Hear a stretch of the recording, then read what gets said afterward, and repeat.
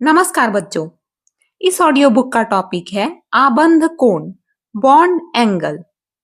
किसी भी अणु में केंद्रीय परमाणु अपने निकटवर्ती बंधों के साथ जो कोण बनाता है उसे ही आबंध कोण कहते हैं। जैसे जल के अणु अर्थात H2O में केंद्रीय परमाणु ऑक्सीजन है और वह दो अन्य हाइड्रोजन के साथ जो बंध बनाता है उसका मान होता है 104.5 डिग्री।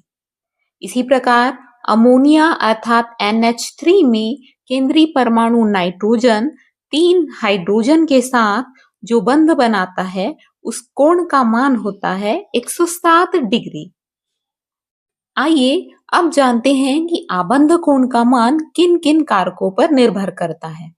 सबसे पहला कारक होता है केंद्रीय परमाणु की संकरण की अवस्था। संकरण जैसे sp, sp2, sp3, sp3d इत्यादि में केंद्रीय परमाणु क्रमशः 180 डिग्री, 120 डिग्री तथा 109.5 डिग्री के कोण बनाता है। उदाहरण के लिए बेरिलियम क्लोराइड, जिसमें केंद्रीय परमाणु बेरिलियम अन्य 2 क्लोरीन के साथ एक सीधी रेखा में स्थित होता है।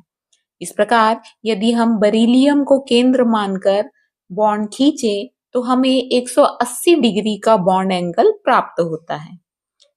इसी प्रकार मीथेन अर्थात CH4 में केंद्रीय परमाणु कार्बन 4 हाइड्रोजन के साथ चतुष्फलकीय अवस्था में होता है, जिसमें बॉन्ड एंगल 109.5 डिग्री होता है। दूसरा कारक है संकरित ऑर्बिटल में एकाकी इलेक्ट्रॉन युग्मों की उपस्थिति। वेस्पर थ्योरी के अनुसार यदि किसी अणु में केंद्रीय परमाणु एकाकी इलेक्ट्रॉन युग्म रखता है तो इनमें प्रतिकर्षण उत्पन्न होता है, जिसके कारण बॉन्ड एंगल भी परिवर्तित हो जाता है।